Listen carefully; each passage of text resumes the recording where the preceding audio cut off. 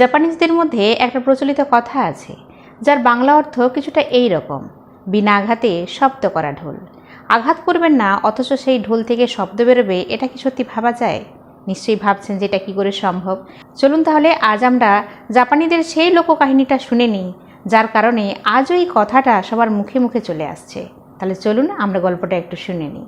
অনেকদিন আগেকার কথা, একবার এক রাজা ঘোষণা করেছিলেন যে তার রাজ্যে যে সমস্ত বৃদ্ধ মানুষেরা রয়েছেন তারা থাকতে পারবেন না। তাদের শেষ বয়সটা তাদেরকে জঙ্গলে ছেড়ে দিয়ে আসতে হবে, কারণ তারা কর্মক্ষমতা হারিয়ে ফেলেছে। তাদের এই সংসারে আর কোনো কাজ নেই। রাজার আদেশ মতো সবাই এটা মানতে বাধ্য ছিল। অনিচ্ছা সত্ত্বেও সবাই তাদের বৃদ্ধ বাবা মাকে সেই জঙ্গলে ছেড়ে দিয়ে আসতো। যারা তাদের বৃদ্ধ বাবা মার থেকে মুক্তি পেতে চাইতো, তাদের ক্ষেত্রে কিন্তু এই আদেশটা খুব সুখকর ছিল, কিন্তু সবার জন্য তো তা ছিল না। সেরকমই একজন যুবক, সে তার বাবাকে কোনোভাবেই জঙ্গলে ছেড়ে আসতে চায় না। তার বাবা বৃদ্ধ হয়ে যাওয়ায় রাজার নোটিশ আসে যে তাকে পাশের জঙ্গলে ছেড়ে দিয়ে এসো। কিন্তু সেই ছেলেটি কোনোভাবেই তার বাবাকে ছাড়তে চায় না। সে তার বাবাকে এতই ভালোবাসে যে সে তাকে ছেড়ে থাকতেই পারবে না। কিন্তু রাজার আদেশ তো মানতেই হবে, তাই সেই ছেলেটি বাবাকে জঙ্গলে ছাড়তে যায়, কিন্তু কোনোভাবেই বাবাকে রেখে আর আসতে পারল না। সে লুকিয়ে লুকিয়ে বাবাকে আবার ফিরিয়ে নিয়ে এলো, আর তার বাড়িতে একটা সুড়ঙ্গ বানিয়ে তার নিচে ছোট্ট একটা ঘর বানিয়ে সেখানে তার বাবাকে রাখলো। বাবাকে সে ঠিক সময় মতো খাবার দাবার ওখানে দিয়ে আসতো। এইভাবে কয়েকদিন যায়। রাজামশাই একবার ঠিক করলেন যে তার প্রজারা কতটা জ্ঞানী সেটা তাকে একবার পরখ করে দেখতে হবে। তাই তিনি এমন দুটি প্রশ্ন তাদেরকে করবে ঠিক করলেন, যাতে করে বুদ্ধিমানের পরিচয় পাওয়া যায়। ওরা রাজ্যে ঘোষককে দিয়ে জানিয়ে দিলেন যে যে রাজামশাইয়ের প্রশ্নের উত্তর দিতে পারবে সে রাজামশাইয়ের কাছ থেকে অনেক উপঢৌকন পাবে। তাই রাজামশাই একদিন তার রাজ্যবাসীর কাছে একটি প্রশ্ন রাখলেন যে আমাকে ছাই দিয়ে দড়ি বানিয়ে দেখাও। এই কথা শুনে সবাই তো খুব চিন্তায় পড়ে গেল। ছাই দিয়ে আবার দড়ি বানানো যায় নাকি? এটা কখনো সম্ভব? রাজার একই উদ্ভট প্রশ্ন। সবাই শুনে খুব অবাক হয়ে গেল যে এই প্রশ্নের উত্তর আমরা কোনোভাবেই দিতে পারবো না।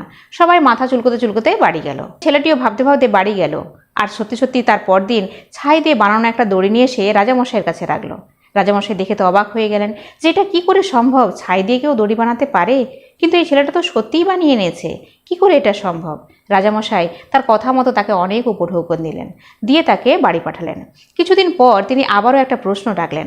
বললেন যে তোমরা এমন একটা ঢোল আমাকে বানিয়ে দাও যাকে আঘাত না করলেই শব্দ হবে। সবাই শুনে ভীষণ অবাক যে এ আবার হয় নাকি, আঘাত না করলে কখনো ঢোল বাজে? এটা কখনোই ভাবা যায় না। কিন্তু রাজামশাই তিনি তো এই প্রশ্নের উত্তর চেয়েছেন এবং সেরকম ঢোল বানাতেও বলেছেন, কিভাবে সম্ভব? সবাই আবার মাথা চুলকোতে চুলকোতে বাড়ি গেল, কেউই কিন্তু করে আনতে পারলো না। ছেলেটিও আবারও ভাবতে ভাবতে বাড়ি গেল, কিন্তু তার পরদিন সত্যি সত্যি সে একটা ঢোল নিয়ে এসে রাজামশাইয়ের কাছে রাখলো, যে ঢোলটাকে আঘাত না করলেই তার ভেতর থেকে শব্দ বেরিয়ে আসে। রাজামশাই ভীষণ অবাক হয়ে গেলেন। তিনি বললেন যে তুমি এই অসম্ভব কাজগুলো করছো কি করে? আমি যে প্রশ্ন দুটো করেছিলাম সে দুটো করা কারোর পক্ষেই সম্ভব নয়, এমনকি আমিও হয়তো সে দুটো পারবো না, কিন্তু তুমি এটা কিভাবে করতে পারলে? তখন সেই ছেলেটি রাজামশাইয়ের কাছে হাঁটু মুড়ে বসে পড়ে আর জোড়হাত করে বলে যে রাজামশাই, আমি অপরাধ করেছি, আপনি আমাকে ক্ষমা করবেন। আমি আপনার আদেশ মানতে পারিনি। আপনি আদেশ দিয়েছিলেন আমার বাবাকে জঙ্গলে ছেড়ে দিয়ে আসতে, কিন্তু আমি তা করতে পারিনি। আমি আমার বাবাকে নিয়ে এসে বাড়িতে লুকিয়ে রেখেছি, আর এই সমস্ত প্রশ্নের উত্তর আর এই সমস্ত কিছু আমার বাবাই আমাকে বলে দিয়েছে এবং বাবাই করে দিয়েছে। বাবা না থাকলে আমি এটা কখনোই করতে পারতাম না। তখন সেই রাজামশাই শুনে হতভম্ব হয়ে গেলেন। তিনি বললেন যে হ্যাঁ, তুমি আমার আদেশ তো অমান্য করেছই, তার জন্য তোমার শাস্তি অবশ্যই প্রাপ্য, কিন্তু তোমার বাবা কিভাবে এটা করতে বলেন এই প্রশ্নের উত্তর আমাকে দাও। বাবাকে গিয়ে যখন প্রথম প্রশ্নের উত্তর চাইলাম যে বাবা কিভাবে আমি ছাই দিয়ে দড়ি বানাবো, তখন বাবা বলল যে আগে একটা দড়ি বানিয়ে নাও, তারপর সেটা একটা পাত্রে রাখো, তারপর সেটাকে আগুন ধরিয়ে দাও এবং তাতে হাত না দিয়ে ঠিক সেই অবস্থাতেই রাজামশাইয়ের কাছে নিয়ে যাও। ছাই হয়ে সেই দড়িটা দড়ির আকারেই রয়ে গেল। ভাবেই আমি আপনাকে ছাই দিয়ে বানানোর দড়ি দেখিয়েছি। রাজামশাই বললেন, সত্যি তো, ভীষণ সাংঘাতিক ব্যাপার, আমি তো এটা ভাবিনি যে এইভাবে এর উত্তর পাওয়া যেতে পারে। কিন্তু দ্বিতীয় প্রশ্নের উত্তর তুমি কিভাবে পেলে? সেই ছেলেটি বলল, এটিও আমার বাবারই বলে দেওয়া। আমার বাবা আপনার প্রশ্ন শুনে বললেন যে এটা তো খুবই সহজ একটা ব্যাপার, একটা ঢোল নাও আর তার ভিতরে বেশ কিছু সংখ্যক মৌমাছি প্রবেশ করিয়ে দাও। এই এত সংখ্যক মৌমাছির একত্রিত গুঞ্জন অবশ্যই ঢোলের বাইরে থেকে শোনা যাবে। এভাবেই আমি আপনাকে ঢোলটা বানিয়ে নিয়ে এসে দেখিয়েছি। রাজামশাই হাঁ করে রইলেন।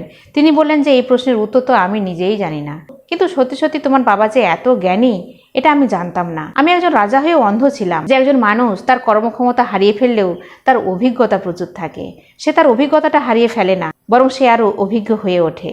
এই অভিজ্ঞতার দাম আমি দিইনি, তাই আমি এরকম একটা ভয়ঙ্কর আদেশ জারি করে রেখেছি। আজ থেকে আমি আমার আদেশটা তুলে নিলাম। আজ থেকে সমস্ত বৃদ্ধ বাবা মা তারা তাদের সন্তানের সাথেই থাকবে এবং তাদের ভরণ পোষণ রাজা নিজে চালাবেন। তো বন্ধুরা, অভিজ্ঞতা হচ্ছে অমূল্য সম্পদ। মানুষ যতই বুড়ো হয়ে যাক না কেন, কর্মক্ষমতা হারিয়ে ফেলুক না কেন, তার অভিজ্ঞতা কিন্তু প্রচুর থাকে। মানুষ অভিজ্ঞতা কখনোই হারিয়ে ফেলে না। তো বয়স বাড়ে, অভিজ্ঞতাও বাড়ে এবং সেই অভিজ্ঞ ব্যক্তিদের পরামর্শ নিলে আপনি সবসময় সঠিক কাজই করবেন, আপনার সবসময় ভালোই হবে। সংসারে কেউ অকেজো নয়। মা যেমন কষ্ট করে জন্ম দেন, বাবা তেমনি সন্তানের দায়িত্ব কাঁধে তুলে নেন। বাবা মায়ের ঋণ কখনো শোধ করা যায় না। তারা কর্মক্ষমতাহীন হয়ে পড়লেও কিন্তু আমাদের সংসারের এক অমূল্য সম্পদ।